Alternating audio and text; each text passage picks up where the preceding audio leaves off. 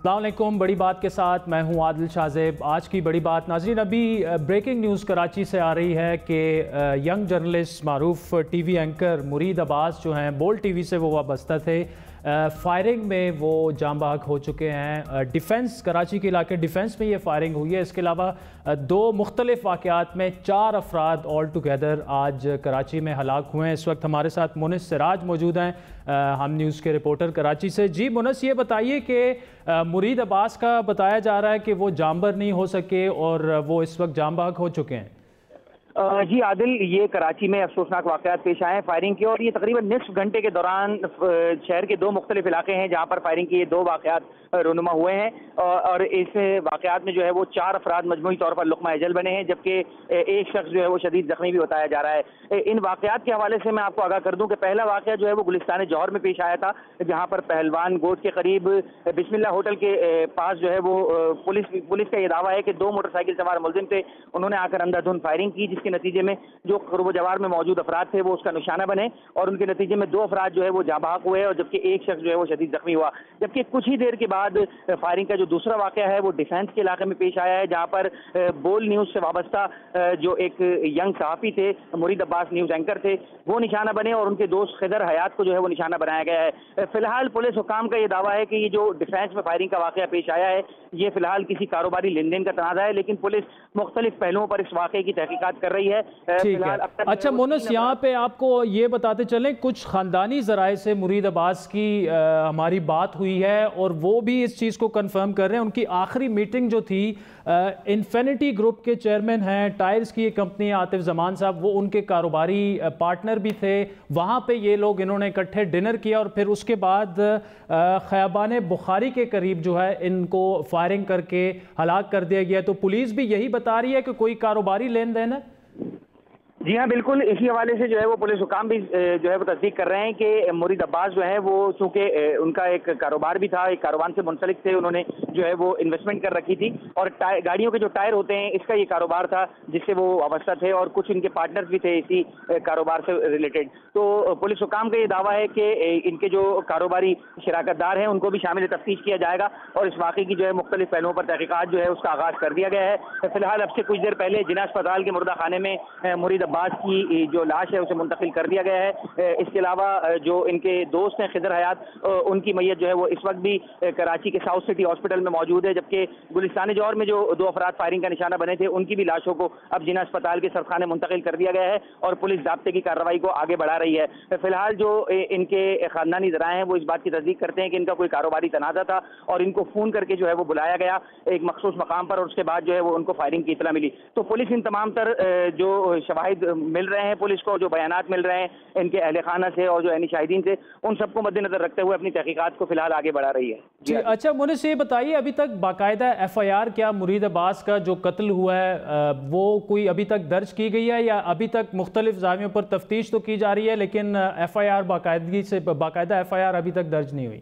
جی دیکھیں عادل، ابھی یہ جو ہے وہ ابھی چونکہ زیادہ وقت نہیں گزرا اس واقعے کو، تو فی الحال جو ہے وہ پولیس نے جب جو ہی واقعے کی اطلاع ملی تو جو فائرنگ کا نشانہ بننے والے افراد تھے ان کو پہلے جو ہے وہ سب سے پہلے اسپتال پہنچایا گیا تاکہ ان کی زندگی کو جو ہے وہ بچانے کی کوشش کی جا سکے، لیکن جب ڈاکٹر کی جانب سے اس بات کی تصدیق کر دی گئی کہ وہ جو ہے وہ جاں بحق ہو گئے ہیں، تو ابھی فی الحال جو ہے وہ پولیس کی جو انویسٹیگیشن ہے وہ بڑے ابتدائی مراحل میں ہے، اور فی الحال پولیس ضابطے کی کارروائی جسے عام طور پر 174 کی کارروائی بھی جو ہے وہ کہا جاتا ہے، تو پولیس فی الحال وہ کر رہی ہے۔ تمام تر جو ان کے اہل خانہ ہیں، جو شاہدین اس واقعے سے متعلق ان کے جو ہے وہ بیانات لیے جا رہے ہیں، ان سے معلومات حاصل کی جا رہی ہیں، تاکہ تمام تر جو ضابطے کی کارروائی ہے، تمام تر قانونی تقاضوں کو پورا کرتے ہوئے پولیس اس ضابطے کی کارروائی کو آگے بڑھائے، اور پھر انویسٹیگیشن جو ہے پھر اس میں آگے چل کے FIR کے اندراج کا بھی جو ہے وہ مرحلہ آئے گا۔ تو فی الحال جو ہے وہ ان کے اہل خانہ سے بیانات لیے جا رہے ہیں، اور فی الحال جو ضابطے کی کارروائی ہے اسے مکمل کیا جا رہا ہے تاکہ ان کا جسد خاکی ان کے اہل خانہ سے جو ہے سپرد کر دیا جائے، اور پھر اس کے بعد جو ہے وہ FIR کا مرحلہ آئے گا۔ تو پولیس حکام کا یہ دعویٰ ہے کہ تمام تر جو بیانات لیے جائیں گے ان کے گھر والوں کے، اور ان کے بیانات کی روشنی میں ہی جو ہے پولیس اس واقعے کی پھر FIR کا بھی اندراج کرے گی، اور اسی حساب سے پھر تفتیش کے جو مراحل ہیں انہیں بھی آگے بڑھایا جائے گا۔ मुनिस सिराज हम न्यूज़ कराची से हमारे साथ थे। नाज़रीन, बड़ा एक अफसोसनाक वाक़या हुआ जिसमें यंग एंकर नौजवान साफ़ी मुरीद अब्बास जो हैं, ही इज़ नो मोर, उनको कत्ल कर दिया गया है। लेकिन अभी तक मुनिस सिराज जिस तरह बता रहे थे कि वाक़े की FIR बाकायदा तो दर्ज नहीं की गई, लेकिन पुलिस का भी यही कहना है कि कोई कारोबारी लेन देन था और इनके अहल खाना का भी मुरीद अब्बास के यही कहना था कि उनको बुलाया गया बाकायदगी से, फिर उसके बाद डिनर के लिए बुलाया गया, उसके बाद ख़याबान बुखारी के करीब जो है उन्हें फायरिंग करके कत्ल कर दिया गया। और इस वाक़े में उनके एक दोस्त खिज़र भी उनको भी कत्ल कर दिया गया। इसी पर प्रोग्राम में आगे भी अगर कोई अपडेट होती है तो हम आपको देते रहेंगे। वक्त हुआ चाहता है एक ब्रेक का, जिसके बाद बाकी प्रोग्राम कंटिन्यू रखेंगे।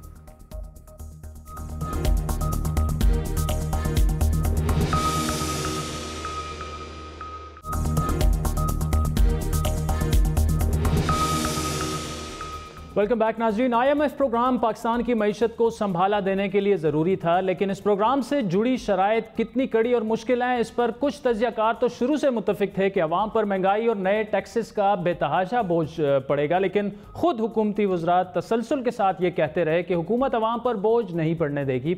आज IMF की जानिब से 96 सफ़ात पर मुश्तमिल एक तफसीली रिपोर्ट का जायज़ा अगर लिया जाए जो आज जारी हुई है, उससे ये ज़ाहिर होता है कि पाकिस्तान को कितनी मुश्किल शराइत का सामना करना पड़ेगा, कितनी कड़ी शराइत पर यह बेल आउट पैकेज लिया गया है। हालिया बजट से मुतालिक माहिरीन और अपोजिशन की यह राय थी कि इस बजट में IMF की शराइत भी शामिल है। अपोजिशन तो इस नहज तक पहुंच गई थी कि इस बजट को IMF का बजट या PTIMF का बजट कह डाला था। ये IMF से मुशावरत में नहीं बना, बल्कि IMF ने बनाया है पाकिस्तान के लिए। ये जो PTIMF की बजट है, PTI का भी बजट नहीं है, PTIMF की बजट है। इसमें आम आदमी पे टैक्स का सुनामी आने वाला है, महंगाई का तूफान। ताम हुकूमत की जानिब से इस तासुर की सख्ती से और बारहा तरदीद की जाती रही है। मुशीर ख़जाना डॉक्टर अब्दुल हफीज़ शेख तो हाल ही में institute of chartered accountants of Pakistan में होने वाले पोस्ट बजट सेमिनार में यहाँ तक कह गए कि IMF के ईमा पर बजट की तैयारी की बात इंतहाई फजूल है। FBR के चेयरमैन शबर जैदी भी कुछ उसी तरह के जज्बात उन्होंने भी इसी पोस्ट बजट प्रेस कॉन्फ्रेंस में दिए। ये जो लोग बैठ के कहते हैं कि ये IMF ने बजट बना दिया और IMF के इशारे पे लोग चल रहे हैं, don't believe any of that Krebs. तो इसमें क्या किसी को दिक्कत हो रही है? Why are they trying to confuse the public by using loaded statements and trying to give them a kind of a false picture? Say that what we have done has been done on the dictation of some institution. I think that is not right. अब जो बात अब्दुल हफीज़ शेख साहब की नज़र में rubbish थी और शबर जैदी साहब की नज़र में वो महज एक इल्ज़ाम था, इस बात की तायीद और तौसीक खुद IMF की तफसीली रिपोर्ट से झलक रही है। $6 अरब कर्ज की पहली किस्त जारी करते हुए IMF ने यह इंकशाफ किया है कि हुकूमत ने हालिया बजट उनकी मुशावरत से तैयार किया और पार्लियामेंट से मंजूर भी करवा दिया। IMF ने रिपोर्ट में यह कहा है कि पाकिस्तान ने तमाम यकीन दहानियों पर अमल दरामद किया और प्रोग्राम शुरू होने से पहले ही गैस और बिजली की कीमतों में इजाफे का वादा पूरा किया। रिपोर्ट में यह इंकशाफ किया गया है कि पाकिस्तान को आइंदा माह बिजली की कीमत ₹2.5 फी यूनिट मजीद बढ़ाना होगी। सितंबर तक हुकूमत और नेपरा बिजली के नए नरखों का नोटिफिकेशन भी जारी करेगी। इसी रिपोर्ट में यह कहा गया है कि पाकिस्तान ने यह यकीन दहानी भी करवाई है कि बिजली और गैस की मुकम्मल लागत सार्फिन से वसूल की जाएगी और पेट्रोलियम मसनूआत पर GST 17% से कम नहीं की जाएगी। IMF का यह प्रोग्राम कितना सख्त है, इसका अंदाजा उन इजाफी टैक्सेस से हो जाएगा जो बकौल IMF जल्द लगने वाले हैं। रिपोर्ट के मुताबिक पाकिस्तान ने यह यकीन दहानी करवाई है कि नए टैक्स की कोई छूट नहीं दी जाएगी और मुस्तकबिल करीब में सख्त टैक्सेस का नफाज होगा, जिसके तहत रवां बरस ही तकरीबन ₹1.5 खरब के इजाफी टैक्सेस लगेंगे।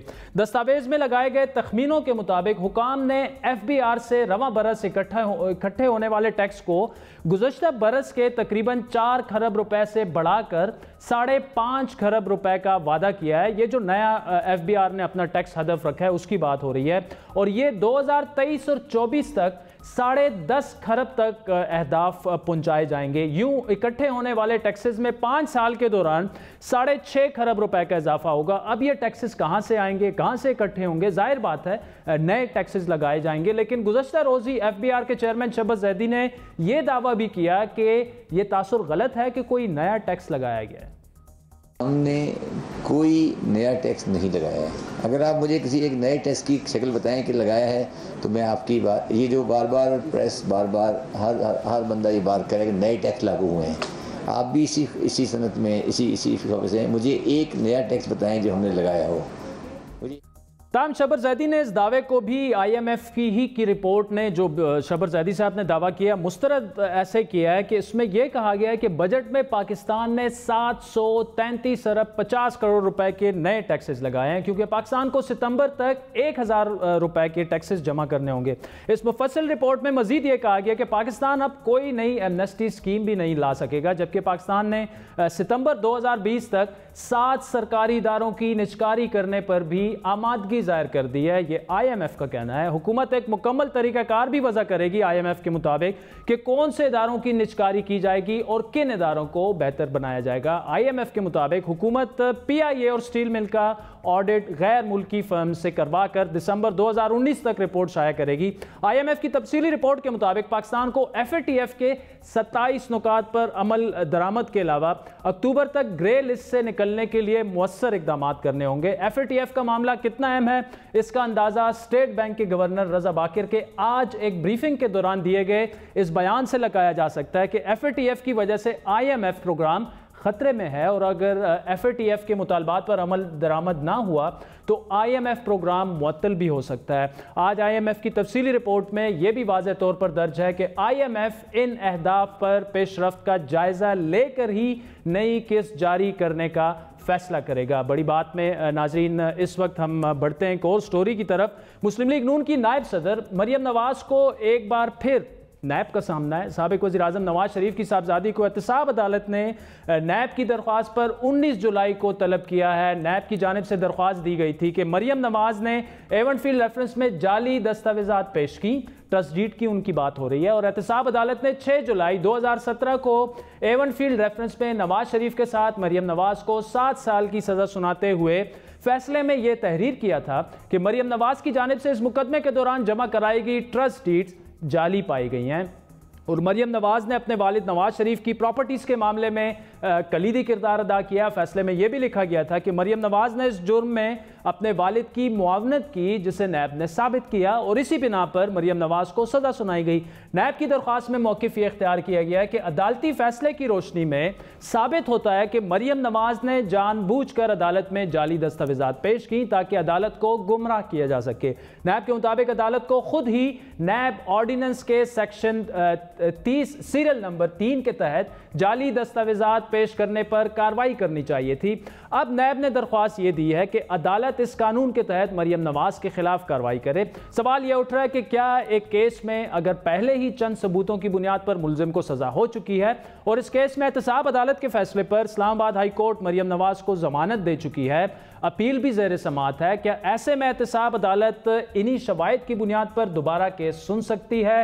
کیا مریم نواز کو دوبارہ سزا ہو سکتی ہے؟ کیونکہ جعلی دستاویزات کے جرم میں 10 سال کی قید کی سزا ہو سکتی ہے، اور احتساب عدالت پہلے ہی فیصلے میں تسلیم کر چکی ہے کہ مریم نواز نے جعلی ٹرسٹ ڈیڈ عدالت میں جمع کروائی. لیکن یہ سوال بھی اٹھ رہا ہے کہ نیب کی اپنی درخواست کے مطابق عدالت کے پاس اختیار تھا اس وقت کہ وہ اسی وقت کارروائی کرتی، لیکن ایسا نہیں کیا گیا، اور نہ ہی نیب کی جانب سے اس وقت عدالت سے ایسی کوئی درخواست کی گئی جس سے نیب کی جانب سے اس کارروائی پر اعتراضات اس پر اٹھ رہے ہیں، سوالات اٹھ رہے ہیں، کیونکہ چند روز پہلے ہی مسلم لیگ نون اور مریم نواز کی جانب سے احتساب عدالت کے ایک اور جج ارشد ملک کے خلاف ایک مبینہ ویڈیو منظر عام پر لائی گئی، اور آج مریم نواز کی جانب سے نیب عدالت کے اس نوٹس کو حکومت کی انتقامی کارروائی قرار دیا گیا. مریم نواز نے ٹویٹر پر اپنے بیان میں کہا کہ میری پریس کانفرنس میں تمام سازشیں بے نقاب ہونے کے بعد گھبراہٹ میں حکومت نے میرے خلاف ایک اور مقدمہ قائم کر دی ہے. انہوں نے یہ سوال اٹھایا کہ ان کے سوالات کا جواب ملنے کی بجائے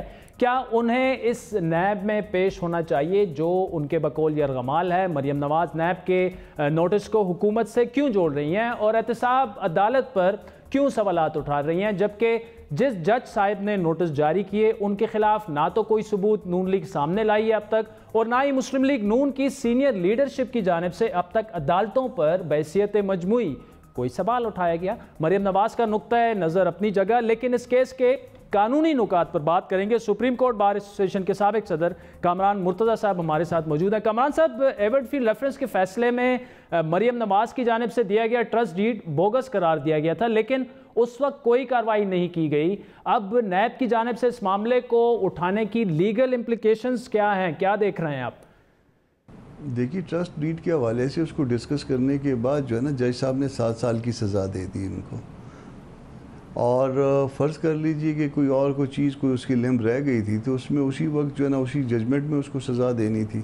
اچھا، یہ بھی فرض کریے کہ جج صاحب سے وہ نہیں ہوئی تو پھر اس اپنا جو ججمنٹ جو ان کی تھی اپنا جس میں مریم کو سزا ہوئی تھی ایون فیلڈ میں، تو پھر اس میں نیب کو اپنی اپیل فائل کر دینی چاہیے تھی کہ اس میں یہ بھی جو ہے نا اس کا ایک یہ بھی پہلو تھا اور اس پہ یہ پہلو نظر انداز ہوا. تو یہ ساری باتیں جو ہے نا وہ اس وقت جو ہے نا کسی نے بھی اس کو نیب کی طرف سے یہ بات نہیں کی. اب ایک درخواست دے دینی مسلینس اپلیکیشن اور اس جج کو جس کے پاس یہ اب میٹر پینڈنگ ہی نہیں ہے اور اس کو کہنا کہ جی اس پہ ان کے خلاف کارروائی کی جائے، مجھے میری سمجھ سے بالا تر ہے. پتہ نہیں جج صاحب کو شاید سمجھ میں آ جائے یا اچھا کامران صاحب، کیا قانونی طور پر اس میں کچھ ٹائم فریم ہوتا ہے کہ جب فیصلہ آ جائے، کوئی مقررہ وقت ہوتی ہے، مقررہ مدت ہوتی ہے اس پر کہ جی کوئی اعتراض ہو، کسی نقطے کو اٹھا کر مزید قانونی کارروائی کی جا سکتی ہے؟ کوئی ٹائم فریم ہے؟ دیکھیے اس میں ایسا ہے کہ اگر تو جج صاحب نے جو کچھ کرنا ہے ٹرائل کورٹ میں انہوں نے ججمنٹ تک ہی کرنا ہے. دی مومنٹ وہ ججمنٹ دے دی انہوں نے، اس کے بعد وہ فارغ ہیں اس معاملے سے. پھر کرمنل سائٹ پہ کوئی ریویو کا بھی چانس نہیں ہوتا. وہ اس کو دوبارہ جو ہے نا اس کو اس میں کوئی ری وزٹ نہیں کر سکتے اس کو انلیس کہ اس کو جو ہے نا واپس اپیل والی عدالت واپس بھجوائے. پھر 10 دن کے اندر اگر فرض کر لیجئے کہ کوئی ایک فریق جو ہے نا اس سے ایگریوڈ ہے تو وہ اپیل بھی فائل کر سکتا ہے. اس کو کیسا اپنی وہ جو بالا عدالت ہے ہائی کورٹ کی اس میں کہہ سکتا ہے، اس میں یہ معاملے کو لے جا سکتا ہے کہ اس میں ایسا ہونا چاہیے تھا. جس طرح سے ملزم کی طرف سے اپیل فائل ہوئی ہے اس طرح سے استغاثے کی طرف سے بھی اپیل فائل ہو سکتی تھی اور یہ کہا جا سکتا تھا کہ یہ فیصلہ اس حد تک، باقی حد تک تو ٹھیک ہے، اس حد تک غلط ہے اور یہ اس میں یہ چیز رہ گئی ہے، آپ اس میں یہ چیز بھی وہ کریے. تو اس وقت ان کو یاد نہیں آیا، میٹر پینڈنگ رہا. اس کے بعد کئی ہیئرنگز بھی ہو گئی. اب یہ اچانک جو ہے نا وہ ویڈیو آنے کے بعد جو ہے نا یہ شاید اس کے یہ ان کو یاد. اچھا کامران صاحب، ابھی مریم نواز نے آج ٹویٹ کر کے عوام سے رائے مانگی ہے کہ وہ نیب کے پاس جائیں یا نہ جائیں. یہ تو ان کا اپنا ذاتی فیصلہ ہے، وہ جانا چاہیں نہ جانا چاہیں، لیکن اگر وہ نہیں جاتی تو ایسی صورت میں پھر کیا ہو سکتا ہے؟ دیکھیے یہ مریم نے غلط کیا ہے، ان کو اس طرح سے قطعاً جو ہے نا لوگوں کی رائے کا معاملہ نہیں ہے. ان کو اپنے وکیلوں سے مشورہ کرنا چاہیے. عوام کی رائے جو ہے نا وہ باقی معاملات میں ہوتی ہے. عدالت کے لیے جو ہے نا وکیل کی رائے ہوتی ہے. وہ اپنے وکیلوں سے وکلا سے مشورہ کریں اور مشورہ کرنے کے بعد ان کے لیے جو ہے نا وہ یہی ہے کہ وہ جائیں عدالت میں اور جا کے اس میں اپنا کیس پلیٹ کریں. کیس کو کیس کی طرح چلاتے ہیں، اچھا ہو برا ہو، جھوٹا ہو سچا ہو، غلط ہو درست ہو، جو بھی ہو وہ اس کو کیس کی طرح چلاتے ہیں اور اگر کیس کی طرح نہ چلایا جائے تو اس کے نقصانات ہوتے ہیں. اچھا، آپ قانونی معاملات کو کامران صاحب کافی بہتر سمجھتے ہیں. اگر وہ یہ فیصلہ کر لیتی ہیں کہ انہوں نے نہیں جانا تو یہ مقدمہ یک طرفہ چل سکتا ہے کچھ آگے جا کے؟ اس میں سٹل اس میں جو چیز آتی ہے کہ یہ مقدمہ ہے نہیں ہے، یہ کوئی آپ متفرق درخواست اس کو کہہ سکتے ہیں. ٹھیک ہے، مگر اگر اس متفرق درخواست میں اگر وہ ایکس پارٹی جو ہے نا وہ ڈیسیجن لیتے ہوئے ان کے وارنٹ ایشو کر دیتے ہیں، ان کو پیش نہ ہونے پہ نیب میں اگر آپ نیب عدالت میں پیش نہ ہونا بھی ایک جرم ہوتا ہے، اس پیش نہ ہونے پہ جو ہے نا اس سیکشن کو انووک کرتے ہوئے کوئی سزا دے دیتے ہیں تو ان کے لیے مشکلات بن سکتی ہیں. اس لیے میرا مشورہ جو ہے نا وہ یہی ہے کہ وہ جائیں، اس کو کنٹیسٹ کریں، پیش ہوں. عدالت کا احترام ضروری ہوتا ہے، عدالت جیسی بھی ہو اس کے اوپر جو بھی اعتراضات ہوں اس کا احترام ضروری ہوتا ہے اور آپ جا کے اس میں اپنا جو بھی آپ کا موقف ہے وہ سامنے پہلے تحریری طور پہ رکھیں تاکہ ریکارڈ پہ آ جائے. کوئی اس کو کوئی کل یہ نہ کہہ سکے کہ یہ بات صحیح تھی، یہ بات نہیں کی تھی اور اس کے بعد اس کا آرگیو کر کے درخواست. Kamran Murtaza sahab, thank you so much for joining اس. جس طرح آپ نے سنا ان کے بقول مریم نواز کو اگر وہ نہیں جائیں گی نیب میں جس طرح ان کو طلب کیا گیا ہے تو یہ ان کی بہت بڑی غلطی ہوگی. کہنا تھا کامران مرتضیٰ صاحب کا. بڑی بات میں وقت ہوئے چاہتا ہے ایک بریک کا، جس کے بعد بات ہوگی کہ کیا اپوزیشن سینٹ چیئرمین کو ہٹانے کی کوشش میں کامیاب ہو پائے گی. ہمارے ساتھ رہیے.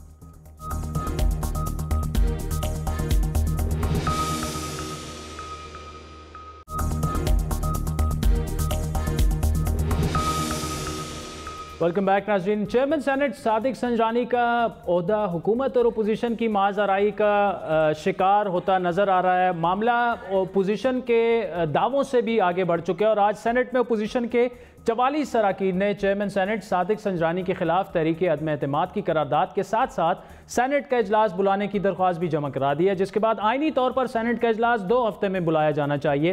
हैरान कुन तौर पर पीपल्स पार्टी के चेयरमैन बिलावल भुट्टो जरदारी, जिनकी जमात ने सादिक संजरानी को चेयरमैन सेनेट बनने में मदद दी, आज ये इतराफ़ किया कि अखलाकी तौर पर वो सेनेट के चेयरमैन को हटाने के हक में नहीं, इसीलिए सादिक संजरानी को खुद मुस्ताफ़ी हो जाना चाहिए। अक्सरियत में है कि ऑपोजिशन आज भी एक कंसेंसस चेयरमैन सेनेट बनाए। ये काम होने वाला है तो मैं समझता हूँ कि बेहतर होगा कि चेयरमैन सेनेट साहब जो है, जिसको मैं रिस्पेक्ट करता हूँ, क्योंकि मैं समझता हूँ कि अपने आप को एक इज़्ज़त के साथ अपने आप को अपना काम किया है, कि ये भी मॉडल स्टांस उसके लिए भी बेहतर होगा, पार्लियामान के लिए भी बेहतर होगा कि इस्तीफ़ा देके ये कंट्रोवर्सी भी ना हो और ऑपोजिशन अपना कंसेंसस कैंडिडेट। सादिक संजरानी इस्तीफ़ा ना देने का फैसला कर चुके हैं, लेकिन बज़ाहिर सेनेट चेयरमैन का जाना यकीनी नज़र आता है। चेयरमैन सेनेट और उनके इत्तेहादी अभी तक मुख्तलिफ जमातों की हिमायत हासिल करने की भरपूर कोशिश कर रहे हैं, लेकिन जब उन्हें यह यकीन हो जाएगा कि उनके खिलाफ तहरीक अदम एतमाद मंजूर हो जाएगी तो वो मुस्ताफ़ी हो सकते हैं। ये बड़ी बात की खबर आपको हम दे रहे हैं। सेनेट चेयरमैन को हटाने के लिए कम से कम 52 अरकान को तहरीक अदम एतमाद के हक में वोट देना होगा, जबकि इस वक्त सेनेट में अपोजिशन इत्तेहाद के 61 अरकान हैं। अहम बात यह है कि ये वोटिंग सीक्रेट बैलेट के जरिए होगी। शायद इसीलिए हुकूमत कुछ पुरएतमाद नज़र आ रही है कि सेनेट चेयरमैन को हटाना अपोजिशन के लिए इतना आसान नहीं हो। देखिए, मैं आपको कह रहा हूँ उनके आपस में जो है ना मसाइल हैं, नंबर शंबर तो पता चलेगा जब वोटिंग होगी, वो तो बात की बात है। इनके आपस की फूट जो है वही है, तकसीम है, ये खुद भी तकसीम है हमेशा, लेकिन बलूचिस्तान के हकूक़ के खिलाफ हम उसका पूरा तहफ़्फ़ुज़ करें।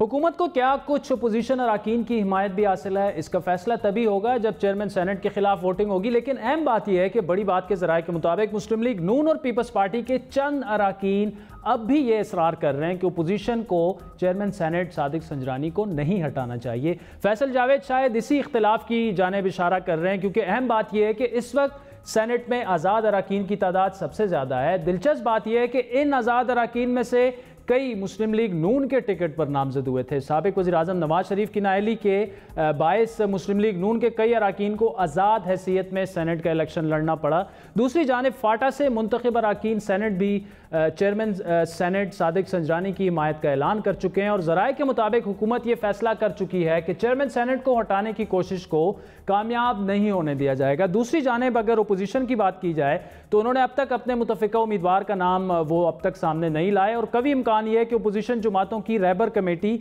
11 जुलाई के इजलास के बाद अपोजिशन के उम्मीदवार का नाम फाइनल कर लेगी। लेकिन सवाल ये उठ रहा है कि क्या ये मामला वोटिंग तक पहुंचेगा भी या नहीं, और क्या अपोजिशन जमातें अपने नंबर्स यकीनी बना पाएंगी। आज अपोजिशन की जानिब से 44 मेंबरान के दस्तखत के साथ तहरीक अदम एतमाद की करारदाद जमा कराई गई। अगर अपोजिशन अपने तमाम 61 मेंबरान के दस्तखतों को यकीनी बना लेती तो चेयरमैन सेनेट पर इखलाकी दबाव होता कि वो मुस्ताफ़ी हो जाए, लेकिन ऐसा नहीं हुआ।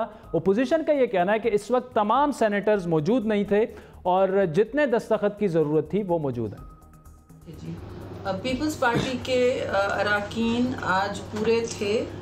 हमारे आपको मैं डॉक्यूमेंट शेयर कर देती हूँ। हमारे अरकान पूरे हैं, दोनों रिक्विजिशन के लिए भी और रेजोल्यूशन के लिए भी, तो हमारे साथ ऐसी हमें कोई ख़दशा नहीं है। बाकी पार्टीज़ ने भी फुल अपनी भरपूर इस रेजोल्यूशन की करारदाद की हिमायत की है और ये उम्मीद है कि हम 14 दिन में अब इजलास बुलाया जाएगा। उसके 14 दिन में ये रेजोल्यूशन 7 दिन आपको चाहिए। ये मामला कहां तक जाएगा? हुकूमत और अपोजिशन की माजराई में कई अहम मामला ताखीर का शिकार हो रहे हैं। इलेक्शन कमीशन के अरकान की तैनाती का सवाल हो या फिर स्पीकर की जानिब से कायमा कमेटियों के इजलास को कौमी असम्बली के इजलास से नथी करना, ऐसा महसूस होता है कि हल तलब मामलात को जानबूझकर हल नहीं किया जा रहा। ऐसा कब तक चलेगा? इन तमाम उमूर पर बात करेंगे। मुस्लिम लीग नून के सीनियर रहनुमा खुर्रम दस्तगीर साहब हमारे साथ मौजूद हैं। इसके अलावा वज़ीर-ए-आज़म के तर्जुमान नदीम अफजल चंद साहब ने भी हमें ज्वाइन किया है। खुर्रम साहब, सीधा आपसे शुरू करते हैं। सादिक संजरानी साहब बड़े अच्छे तरीके से ऐवान चला रहे थे, बड़ी उनकी तारीफ़ें भी हुई कि जी वो किसी का साथ नहीं लेते, बड़े बैलेंस तरीके से चला रहे हैं। फिर अचानक जैसे ही दबाव में इजाफा होता है, अपोजिशन पर मुकदमात बढ़ जाते हैं, तो उसका निशाना सीधा सीधा सादिक संजरानी साहब बन रहे हैं। ये तो सियासी इंतकाम हो गया। नहीं, सादिक संजरानी साहब की अपनी ज़ात के हवाले से तो कोई ऐसी बात नहीं है, लेकिन वो ऐवान की अक्सरियत का एतमाद खो बैठे। उनकी ज़ात के बारे में कोई किसी को शुबहात नहीं है, लेकिन ऐवान की एक अक्सरियत जो है, जो चाहती है कि एक जमहूरी और आईनी तरीके से एक नया चेयरमैन लाया जाए, जिस प्रोसेस का आज अल्लाह के करम से 38 सेनेटर्स के दस्तखतों से आगाज हो गया। ठीक। नदीम अफजल चंद साहब, चेयरमैन सेनेट एतमाद खो चुके हैं आपके ख्याल में? देखिए जी, बज़ाहिर तो मुझे नहीं लगता कि वो एतमाद खो चुके हैं, लेकिन अगर नून लीग और पीपल्स पार्टी के नंबर्स पूरे हैं तो पार्लिमानी प्रैक्टिस है, लेकिन उन पे ना किसी को इतराज़ है, ना कोई मेरे ख्याल में कोई ऐसा कोई किसी पार्टी की वो साइड लेते थे या कोई किसी की तरह बोलते, बट न्यूट्रल चेयरमैन था। तो गालबन अब इन दोनों पार्टियों ने फैसला किया है। अब शायद पीटीआई का तो वो चेयरमैन नहीं आप उसको कह सकते, वो एक सपोर्ट की थी आपने उनकी पीटीआई ने, लेकिन अब ये इनका फैसला है जी। मुझे नहीं पता कि इसके पीछे बैकग्राउंड क्या है इनके फैसले के, ये तो खुर्रम साहब बेहतर बता सकते हैं। लेकिन मेरे ख्याल में इन हालात में 1 साल के बाद अगर चेयरमैन को चेंज करना या किसी के खिलाफ नो कॉन्फिडेंस लाना, मेरे ख्याल में कोई ज़रूरत नहीं थी। अच्छा चंद साहब, ये बताएं कि खुर्रम साहब तो कह रहे हैं कि वो एतमाद खो चुके हैं। 38 सेनेटर्स ने जो अदम एतमाद की तरीके है रिक्विजिशन जमा कराई है, उन पे साइन भी किए हैं, और बज़ाहिर भी लग रहा है 66 के करीब ओपोजिशन की वहाँ पर स्ट्रेंथ है सेनेट में। लेकिन बड़े पुरएतमाद अंदाज में आपकी गवर्नमेंट जो है वो ये कह रही है कि कहीं नहीं जा रहे, संजरानी साहब यहीं हैं। फैसल जावेद ने आज भी ये कहा है कि जी ओपोजिशन तो आपस में जो है वो तकसीम है। बड़ा ये एतमाद कहाँ से आ रहा है? देखिए, वो तो सेनेटर्स बेहतर बता सकते हैं, मैं तो सेनेट का मेंबर नहीं हूँ, लेकिन इतना मुझे पता है कि पीटीआई कोशिश कर रही है कि वो चेयरमैन रहें, और पीटीआई की तो ये ख्वाहिश है कि वो अब इस वक्त कोई सिस्टम को डिस्टर्ब ना किया जाए। सेनेट का चेयरमैन है, वो छोटे सूबे से है, बलोचिस्तान से है, तो हम चाहते हैं कि बलोचिस्तान का जिस स्पिरिट के साथ उस वक्त पीपल्स पार्टी ने और पीटीआई ने मिल के बनाया था, तो उसी स्पिरिट पे मैं समझता हूँ कि अभी पीटीआई की तो ये पॉइंट अभी वगैरह रहना चाहिए उनको। ठीक। खुर्रम साहब, अभी तक कोई 11 को रहबर कमेटी ने फैसला करना है, लेकिन बताया ये जाता है कि मुस्लिम लीग नून से ही नए चेयरमैन सेनेट का इंतखाब होगा। क्या अभी तक उस पर कोई फैसला कर पाए हैं आप? क्योंकि 2-3 नाम सामने आ रहे हैं, और दूसरा ये कि जो बार बार फैसल जावेद साहब ये कह रहे हैं कि जी शदीद इख्तिलाफात हैं और उस पर मुतफिक ही नहीं हो पाएंगी अपोजिशन पार्टी कि किसको नया चेयरमैन बनाया जाए। जी, चूंकि तरीक़े अदम एतमाद में दोनों तरफ को हक हासिल है कि वो अपनी अपनी कोशिश करें, एफर्ट करें। संजरानी साहब का जो दौर गुजरा है वो एक मखसूस हालात में सेनेट का जो 2018 का इलेक्शन था वो हुआ था। उससे पहले बलोचिस्तान की हुकूमत को भी एक नो कॉन्फिडेंस मोशन के जरिए, मैं याद करा दूं, गिराया गया, और जहरी साहब पर भी कोई ऐसे इल्जामात नहीं थे जो हम कहें कि जी वो उसकी वजह से उनकी हुकूमत जाए। अब इशू ये है कि अपोजिशन ने चूंकि हुकूमत के खिलाफ मज़ामत का फैसला किया है, और जो ऐवान बाला है सेनेट ऑफ पाकिस्तान, उसमें एक ऐसा चेयरमैन लाना जरूरी है जो अपोजिशन पार्टीज का जो एजेंडा है कि हुकूमत की मज़ामत की जाए, जो इन्होंने गरीब कुश और मेहनत कश के खिलाफ जो तमाम मुआशी पॉलिसियां बनाई हैं और मुल्क भर में हड़तालें शुरू हो गई हैं, तो ऐवान बाला में जब जहां अपोजिशन की अक्सरियत है उसका इजहार भी भरपूर तरीके से होना चाहिए। नहीं खुर्रम साहब, तो ऐसे में फिर अगर सियासी इस्तेकाम की आप बात कर रहे हैं तो फिर जॉइंट एक कैंडिडेट ले आए। चंद साहब भी बैठे हुए हैं, अगर पाकिस्तान की बात की जाए, सियासी इस्तेकाम की बात की जाए, वो भी शायद आपका साथ देने के लिए तैयार होंगे, तो मिल बैठ के एक मुतफिका चेयरमैन क्यों नहीं बनाया जाता? ये बड़ी अच्छी बात है, लेकिन सियासी इस्तेकाम को तो ये सेलेक्टेड हुकूमत जो है वो रोजाना खुद उसके पाँव में कुल्हाड़ियां मारती है सियासी इस्तेकाम के। जब ये एक मुस्तकिल انتقام کی پالیسی پر، اب احتساب کا لفظ میری گزارش ہے استعمال نہ کیا کریں، انتقام کی پالیسی پر عمل پیرا ہے، جہاں جس کو چاہتے ہیں وہ گرفتار کرنا چاہتے ہیں کر لیتے ہیں، پہلے سے دھمکیاں دینا شروع کر دیتے ہیں کہ ہم ان لوگوں کو گرفتار کر لیں گے، اور بجائے یہ کہ کابینہ جو ہے وہ آنے والے جو مشکل ترین معاشی حالات ہیں، آئی ایم ایف سے ایگریمنٹ کے بعد ہر گھنٹہ جو ہے اب وہ کاؤنٹ ہو رہا ہے ٹیکس کلیکشن کے حوالے سے، سرکولر ڈیٹ کے حوالے سے، بجائے یہ کہ اس پہ فوکس کیا جائے، کابینہ کا فوکس یہ ہے کہ جی جو لوگ کنوکٹڈ ہیں ان کے نیریٹو کیوں چل رہے ہیں ٹی وی پہ اور 3 چینلوں کو بیک وقت بند کر دیتے ہیں، ان کا تو خود فوکس نہیں ہے سیاسی استحکام پہ، جب ان کا فوکس ہو جائے گا تو اپوزیشن نے آغاز میں بہت اچھی اور فراخ دلانہ آفرز کی تھی، اب یہ ہمیں کہہ رہے ہیں کہ جی یہ ہماری فراخ دلی ہے کہ ہم آپ کو آنے بھی دیتے ہیں سامان میں، تو یہ اس طرح کی جو باتیں کر کے وزیر اعظم نے از خود جو ہے وہ پہلے دن سے پاکستان کا جو سیاسی استحکام ہے اس کی جڑیں کاٹی ہیں، اور اب وہ اس کی فصل جو ہے وہ اب ندیم افضل چند صاحب ویٹ کر رہے ہیں آپ کو جواب دینے کا۔ ندیم صاحب میں صرف اتنا سمجھتا ہوں کہ سیاسی استحکام کے لیے بہت ساری چیزیں ضروری ہوتی ہیں، اس کے لیے یقیناً اپوزیشن سے ڈائلاگ کرنا، کنسنسس ڈیولپ کرنا، لیکن اس کے لیے پولیٹیکلی اکاؤنٹیبلٹی بھی بہت ضروری ہے۔ اگر آپ سزا جزا کے عمل کو روک دیں گے تو ملک کے سسٹم پہ کوئی اعتماد ہی نہیں کسی کو ہوگا، عوام کو اکراس دا بورڈ نظر آنا چاہیے۔ اکراس دا بورڈ اب جو حکومتوں میں رہے ہیں احتساب تو ان کا ہی ہونا ہے، جو حکومت میں رہے نہیں ان کا احتساب کیا ہونا ہے؟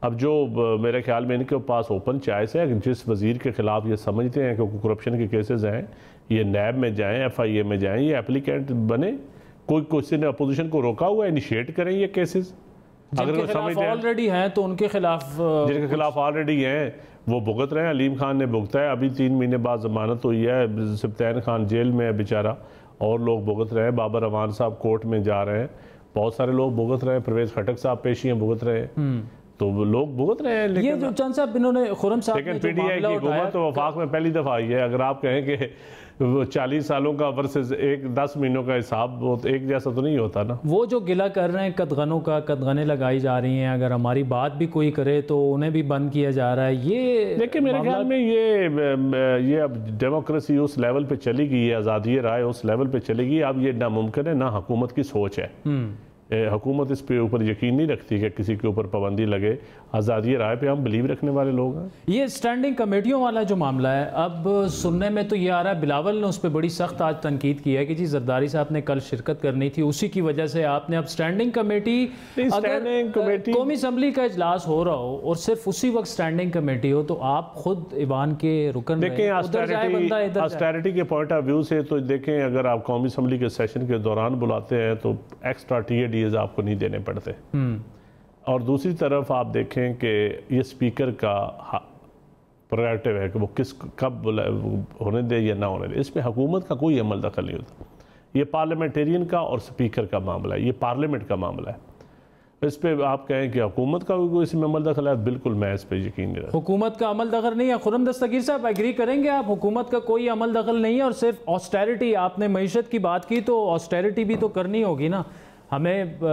میری گزارش ہے کہ یہ بہت ہی تنگ نظر فاشزم ہے، جس کے ذریعے ان کا یہ خیال ہے کہ سعد رفیق اور جناب آصف زرداری صاحب جو ہیں وہ کسی بھی طرح جو ہے ان کو ایوان میں آنے سے روکا جائے، یا یہ جس کو یہ ریلیف سمجھتے ہیں، دراصل وہ عوامی نمائندگی ہے، اور ان کا حق ہے کہ وہ پارلیمان کی جو کمیٹیز ہیں ان کو اٹینڈ کریں، اور یہ میری تو اسپیکر صاحب سے بھی، جو کہ اب اس وقت ملک سے باہر ہیں، لیکن ملک سے باہر ہوتے ہی انہوں نے جو ہے وہ آخری دفعہ تو کشتی میں ان کی تصویریں آ رہی تھی، وہ انجوائے کر رہے تھے، وہاں سے بیٹھے بیٹھے انہوں نے ایک آرڈر جاری کر دیا۔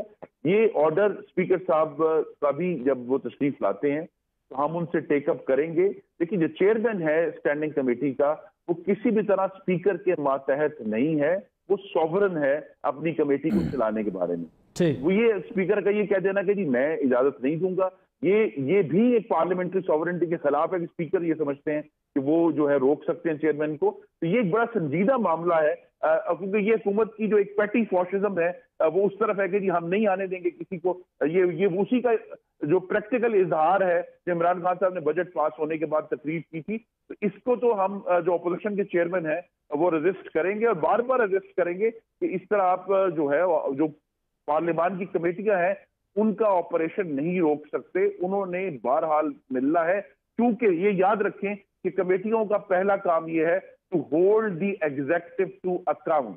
ٹھیک ہے. اچھا بات کرتے ہیں، اگر آپ کمیٹیوں کو ہونے ہی نہیں دیں گے اور صرف اس کے اوپر جو ہے اعتراض لگائیں گے جی سیشن ہوگا، اب 3 ہفتے سیشن نہیں ہونا، 4 ہفتے سیشن نہیں ہونا، اس کا مطلب ہے کہ پارلیمان کا تمام بزنس جو ہے اگر کمیٹیاں بند ہو جاتی ہیں تو پارلیمان تو مفلوج ہو گئی، جو پہلے ہی انہوں نے مفلوج کی ہوئی ہے. ٹھیک، طریقہ کار درست نہیں ہے. اچھا خرم صاحب، جاتے جاتے آپ سے بریف سا ایک آنسر چاہوں گا. آج مریم نواز نے یہ کہا کہ جی ان کو نیب نے طلب کیا ہے، وہ کہہ رہی ہیں عوام سے پوچھ رہی ہیں میں جاؤں یا نہ جاؤں.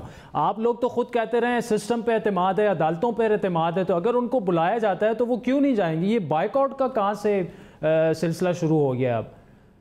جی میں اگر مجھ سے انہوں نے ایڈوائز کی تو میں یہ ضرور کہوں گا کہ ان کو جانا چاہیے، لیکن اسلام آباد ہائی کورٹ اپنا جو سسپینشن آرڈر تھا ان کا جو جو انہوں نے دیا تھا، اس میں یہ کہا تھا، بڑا واضح انہوں نے لکھا تھا کہ it could not be inferred that a petitioner had aided or abetted in any manner in the acquiring of the Evanfield apartment. ٹھیک. تو جو مریم نواز کا جو کیس ہے وہ بڑا حد تک اسلام آباد کورٹ جو ہے اس پہ اپنی رائے دے چکا ہے، مزید بھی رائے دیں گے.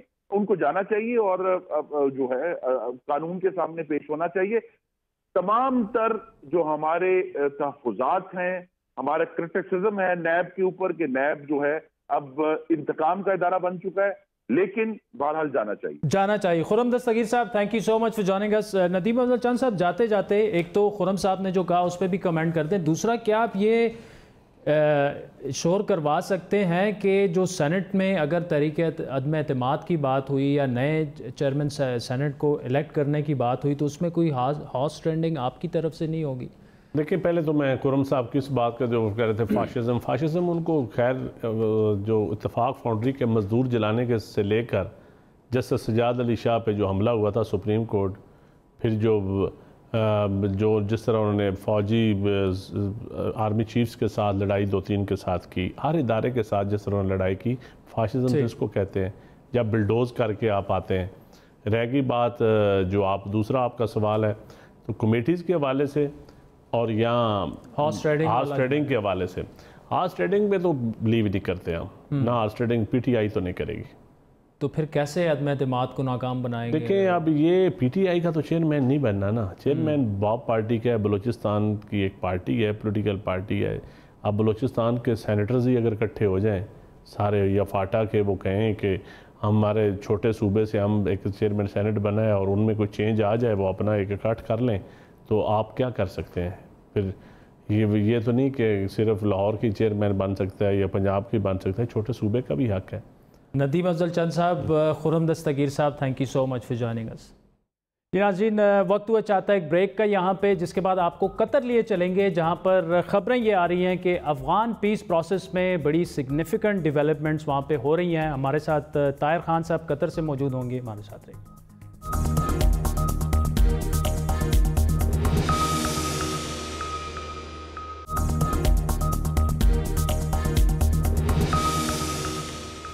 ویلکم بیک ناظرین. قطر کے دارالحکومت دوحہ میں بڑی بیٹھک میں بڑی پیش رفت ہوئی ہے. طالبان اور افغانستان کے نمائندوں کے درمیان آل افغان کانفرنس میں قیام امن اور 18 سال سے جاری جنگ کے خاتمے کے منصوبے پر تقریباً اتفاق ہو چکا ہے. امریکی نمائندہ برائے افغان عمل زلمہ خلیلزاد بھی پر امید ہیں کہ 1 ستمبر تک افغانستان میں قیام امن کا حتمی معاہدہ طے پا جائے گا، جس کے بعد امریکہ اور نیٹو کی افواج کو انخلاء کی اجازت دے دی جائے گی. اور اب امریکہ اور طالبان رہنماؤں کے درمیان مذاکرات 2 دن کے وقفے کے بعد دوبارہ شروع ہو گئے ہیں. دوسری جانب آل افغان کانفرنس کے مشترکہ اعلامیہ میں یہ کہا گیا ہے کہ جنگ کے خاتمے کے بعد افغانستان میں اسلامی قانونی نظام نافذ ہوگا، اسلامی اقدار کے تحت خواتین کے حقوق کی حفاظت کی جائے گی اور تمام قومیتوں کے لیے مساوات کو یقینی بنایا جائے گا. آل افغان کانفرنس میں طالبان، افغان حکومت کے نمائندوں، خواتین اور دیگر نامور شخصیات نے شرکت کی، جس کا مقصد جو تھا وہ افغان معاشرے میں اتفاق رائے قائم کرنا تھا. تاہم اس حوالے سے آئندہ مذاکرات کے لیے کوئی تاریخ فی الحال نہیں بتائی گئی ہے کہ اسلامی نظام کیسا ہوگا، آئینی اصلاحات کیسے لائی جائیں گی اور طالبان سے وابستہ مقامی جنگجوؤں کا کیا مستقبل ہوگا. طالبان نے سرکاری اداروں اور عوامی مقامات جیسا کہ ہاسپٹلز اور اسکولوں اور ہائیڈرو الیکٹرک ڈیمز پر حملہ نہ کرنے پر بھی اتفاق کیا ہے، جبکہ 40 افغان سیکیورٹی اہلکاروں کو بھی طالبان نے رہا کر دیا ہے۔ زلمے خلیلزاد کے بقول حالیہ مذاکرات سے افغانستان کے 40 سالہ مسئلے کے حل کی امید دوبارہ جاگ چکی ہے، اور طالبان کے ساتھ آج ہونے والے مذاکرات میں امن کے عمل کے لیے کوششیں جو ہیں وہ جاری رکھی جائیں گی۔ اسی حوالے سے مزید بات کریں گے۔ دوحہ سے آل افغان کانفرنس میں شریک پاکستانی صحافی اور تجزیہ کار طاہر خان صاحب ہمارے ساتھ موجود ہیں۔ طاہر خان صاحب، قطر میں آپ موجود ہیں، سننے میں آ رہا ہے کہ اس پورے افغان امن کا جو عمل ہے اس میں کافی بڑی پیش رفت ہوئی ہے۔ بہت شکریہ آپ کا۔ اصل میں طالبان اور امریکہ کے درمیان جو مذاکرات کا 7واں دور ہے جو اکتوبر میں شروع ہوا تھا، آج بھی مذاکرات ہوئے ہیں صبح، اور یہ 2 دن کے وقفے کے بعد ہوئے کہ جب یہاں پر بین الافغانی مذاکرات یا ایک کانفرنس تھی، اس کے لیے 2 دن کا وقفہ کیا گیا تھا۔ تو تفصیل تو دونوں نے، امریکہ نے اور اس نے نہیں بتائی کہ کیا ہوا، کیونکہ وہ اکثر چیزوں کو خفیہ رکھتی ہے۔ اور لیکن زلمے خلیلزاد نے مذاکرات کے بعد ایک ٹویٹ کیا ہے، اور اس میں انہوں نے کہا کہ انہوں نے طالبان کے ساتھ مذاکرات کیے اور اس کے بعد وہ چین چلے گئے ہیں، اور چین کے بعد امریکہ جائیں گے اور وہاں پر رپورٹ پیش کریں گے۔ میری نظر میں یہ جو چین گئے ہیں اور صبح ان کے مذاکرات ہوئے ہیں، کیونکہ زلمے خلیلزاد سے کل جب ہم نے پوچھا، رات کو آئے تھے وہاں بین الافغانی مذاکرات کا جب مشترکہ بیان جاری ہو رہا تھا، تو انہوں نے کہا کہ جو چار جو وہ چل رہے ہیں دونوں طالبان اور امریکہ کے درمیان، جو 4 اہم موضوعات ہیں، جس میں غیر ملکی افواج کا انخلا، اس میں جنگ بندی، اس میں افغان حکومت کے ساتھ طالبان کے براہ راست مذاکرات، اور طالبان کی طرف سے گارنٹی دینا کہ افغانستان مستقبل میں امریکہ اور کسی اور ملک کے خلاف استعمال نہیں ہوگا۔ انہوں نے کہا کہ 3 پہ معاہدہ ہوا، یہ اس نے نہیں بتایا کن پہ، اور 1 پہ تقریباً پیش رفت بہت ہوئی ہے اس کا۔ تو میرا خیال ہے کہ آج جو ایک موضوع رہ گیا تھا، جو بیسیکلی غیر ملکی افواج کے انخلا کے نظام الاوقات پہ ان کا اختلاف رہا دونوں کا۔ طالبان ذرا جلدی چاہتے ہیں کہ یہ چلے جائیں، امریکہ شاید کچھ ٹائم زیادہ وہ مانگ رہا ہے۔ تو میرے خیال میں یہ موضوع، کیونکہ اس پہ تھوڑا سا مسئلہ تھا، آج ممکن ہے یہ میں یہاں پہ جو لوگوں سے ہم ملتے ہیں، ذرائع سے معلوم کرتے ہیں، تو ممکن ہے کہ ان کا کوئی معاہدہ ان پہ بھی ہوا ہوگا۔ اب دوسرا مرحلہ ایک تو فارمل اناؤنسمنٹ کا ہے، تیسرا ان کے گارنٹرز کا ہے، ضمانتیوں کا۔ چین یہ جب گئے ہیں تو چین ممکنہ ضمانتیوں میں ایک ہے۔ چین گئے تو طالبان کے ساتھ بھی رابطے ہیں، طالبان ابھی چین گئے تھے 2 ہفتے پہلے، پاکستان کے ساتھ کافی قریبی تعلقات ہیں، اور پھر روس بھی ہو سکتا ہے، پاکستان بھی ہو سکتا ہے، سنٹرل ایشیا ممالک ہو سکتی ہے، OIC بھی ہو سکتی ہے۔ تو مطلب ہے کہ ایک پیش رفت ہونے جا رہا ہے، اور کسی وقت۔ اچھا طاہر خان صاحب، جو آپ کہہ رہے ہیں اسی وجہ سے شاید زلمے خلیلزاد نے مذاکرات کو بڑی کامیابی قرار دیا ہے، وہ ان کے الفاظ یہ ہیں کہ بگ ڈیولپمنٹ اینڈ اچیومنٹ، واقعی ایسا ہے؟ جی یہ بالکل اس کی بات درست بھی ہے، کیونکہ کامیابی وہ کہتے ہیں کہ بین الافغانی جو کانفرنس ہوئی ہے یہاں دوحہ میں، جہاں ہم خود بھی حال کے اندر تو موجود نہیں تھے، لیکن وہاں موجود تھے 2 دن مکمل، اور لوگوں سے ہماری وہاں پر بات چیت ہوتی ہے۔ زلمے خلیلزاد سے کل ہم نے بڑی تفصیلی بات کی۔ وہ اس لیے بگ ڈیولپمنٹ اس کو کہتا ہے، اہم اچیومنٹ اس کو کہتے ہیں، کہ وہ بیسیکلی طالبان پہلی مرتبہ ان جو 52 لوگوں کا وفد آیا تھا کابل سے، اس میں 3 افغان حکومت کے نمائندے تھے۔ وہ نمائندے، انہوں نے نمائندگی حکومت نہیں کی، لیکن ظاہر بات ہے اگر مشیر ہو حکومت میں، ایک مشیر بھی تھے صدر کا، نادر نادری کے نام سے، تو وہ تو اگر ذاتی حیثیت سے بھی ہو، لیکن ہے تو حکومت کا مشیر۔ اور سب سے اہم دوسری اس کی اہمیت کہ اگر امریکہ اور طالبان کے درمیان کوئی معاہدہ ہو بھی جائے، لیکن مستقبل کا فیصلہ تو افغانوں نے کرنا ہے کہ نظام کیسا ہوگا، انتخابات ہونے چاہیے نہیں ہونے چاہیے، عبوری حکومت ہوگی نہیں ہوگی، دستور رہے گا، ترمیم ہوگی، پارلیمنٹ ہوگی، پارلیمنٹ نہیں ہوگی۔ اس لیے انہوں نے کہا کہ افغان آپس میں بیٹھ گئے، افغان اب اپنے مستقبل کے بارے میں ڈسکس کر رہے ہیں، اور ایک وقت آئے گا کہ جب طالبان اور افغان حکومت براہ راست وہ بیٹھیں گے اور وہ پھر مستقبل، تو اس لیے اس نے اس کو اہم ڈیولپمنٹ کہا ہے کہ افغان آپس میں بیٹھ گئے ہیں۔ اور کل جو مشترکہ اعلامیہ، پھر رات کو ہم وہاں موجود تھے، کافی لیٹ نائٹ انہوں نے وہ جاری کیا، اس میں یہ اس پہ کہ یہ مذاکرات کا سلسلہ جاری رہے گا۔ اچھا طاہر خان صاحب، اس سارے معاملے میں سب سے بڑا جو سوال ہے وہ سیز فائر کا ہے، اور دوسرا امریکی افواج کا افغانستان سے انخلاء ہے۔ یہ وہ نقطے ہیں جس پر دونوں فریق ایک دوسرے سے پہلے اعلان کرنے کا مطالبہ کر رہے ہیں۔ امریکہ کہہ رہا ہے کہ طالبان پہلے کریں، طالبان کہہ رہا ہے کہ وہ آپ لوگ پہلے کریں۔ تو کیا آپ سمجھتے ہیں کہ ان تمام چیزوں پر اصولی طور پر اتفاق ہو چکا ہے، صرف اعلان کرنا باقی ہے؟ یہی تو بنیادی مسئلہ ہے بھائی، غیر ملکی افواج والا۔ اسی پہ تو یہ جو مذاکرات جو طویل ہو گئے ہیں، اکتوبر میں شروع ہوئے، ویسے تو جولائی میں جو ڈپٹی فارن منسٹر ہے ایلس ویلز کے ساتھ، لیکن باضابطہ پھر زلمے خلیلزاد سپٹمبر میں اپوائنٹ ہوئے، اکتوبر میں شروع ہو گئے۔ تو طالبان تو یہی کہتے ہیں کہ سب سے پہلے ان کی جو ترجیح ہے کہ غیر ملکی افواج چلی جائے، باقی چیزوں پہ بعد میں جائیں گے۔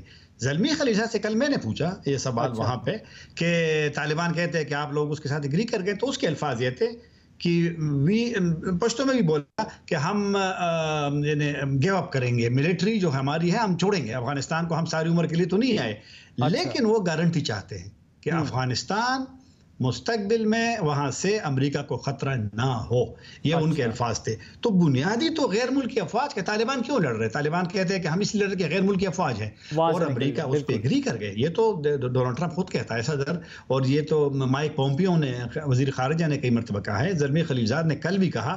اب یہ کب جانا ہے، کیسے جانا ہے، ان کا ایک معاملہ چل رہا ہے، اور میرے خیال میں ان پہ بھی کافی ساری پیش رفت ہوئی ہے۔ صرف شاید طاہر خان صاحب دوحہ قطر سے ہمارے ساتھ موجود تھے۔ ناظرین، افغان پیس پروسیس پر بات کر رہے تھے، بڑی سگنیفیکنٹ ڈیولپمنٹس اس میں ہوئی ہیں۔ زلمے خلیلزاد نے بھی ٹویٹ کیا، اور امید یہ ہے کہ آئندہ چند دنوں میں جو ہے اس معاملے پر کافی اچھی خبریں سننے کو ملے گی۔ آج کے پروگرام پر آپ کے فیڈ بیک کے منتظر رہیں گے۔